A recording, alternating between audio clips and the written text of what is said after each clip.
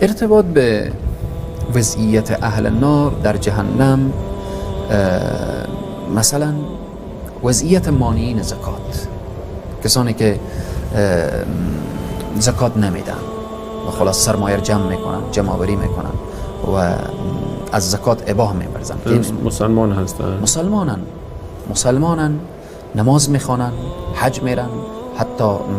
مراسم احکامات دینی همه اجرا میکنن، ولی مانع زکات دادن، زکات نمیدن کلا. در آیه الله سبحانه و تعالی این افراد رو بیان میکنه که در آیه 180 سوره آل عمران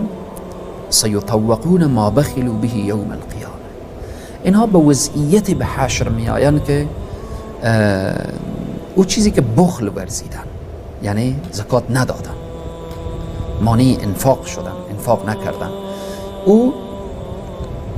توق کرده میشه در گردن اونها و اونها به صحرای محشر میرن. چی توق کرده میشه؟ تفسیر این آیه رسول معظم اسلام صلی الله علیه و سلم در یک حدیث میفرمایند که انسانی که زکات نمیده میآید در صحرای محشر که در گردن او یک ماری هست و اون مار لبهای او میگزه و میگه انا کنز و انا مالک، من گنجتونم که در دنیا مرا ضایع کردی به زکات ندادی، من مال تو هم که خلاصه زکات ندادی. به این طریق یکی از وضعیت که از اشخاصی که وضعیت خطرناک دارن در صحرای محشر، اونهایی که زکات ندادن و از زکات اباه ورزیدن. و زکات اینقدر مسئله مهمیه که میبینیم سیدنا ابوبکر صدیق با مانعین، اونهایی که زکات نمیدن، جنگ میکنه، قتال میکنه، میجنگه، جزء مرتدین، چون منکر زکات شده بودن و مانع زکات شده بودن. پس میشه برداشت کرد که اینها کسانی هستن، کسانی که زکات نمیدن که روز قیامت الله تعالی به نگاه رحمت به اینها نگاه نمیکنه اصلا، چون زکات یکی از فرمانهای مهم الهی هست. ببینیم در قرآن عظیم الشان دوش صلات ذکر کرده که اقیموا الصلاة و آتوا الزکات، و مسئله زکات مسئله که طوری که اگر مال انسان رو پاک میکنه،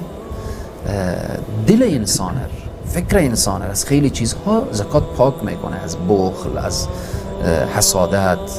از کینه‌ورزی، از اینها، چون تأثیر مثبت زکات دادن بر روح و روان انسان داره و روح و روان انسان وقتی که ساخته شد، انسان عروج پیدا میکنه به طرف پروردگار عالم.